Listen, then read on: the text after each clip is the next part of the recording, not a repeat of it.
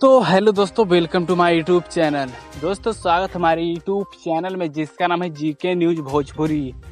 तो दोस्तों आप लोग के बीच में एक और न्यूज़ों का अपडेट लेकर आ चुका हूं, जो कि दोस्तों सुपरस्टार प्रमोद प्रेमी का है। जी हाँ दोस्तों, प्रमोद प्रेमी का न्यूज़ सॉन्ग आ चुका है, जो कि दोस्तों हमारे स्क्रीन पर देख सकते हैं।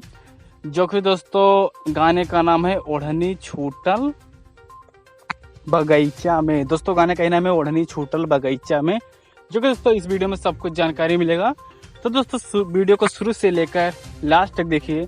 और दोस्तों चैनल पे हमारे नए हैं तो प्लीज़ आपसे रिक्वेस्ट है, हमारे चैनल को कर दीजिए फटाफट सब्सक्राइब, क्योंकि दोस्तों न्यू गाने का अपडेट इस चैनल पर सबसे पहले लेकर आता रहूँगा।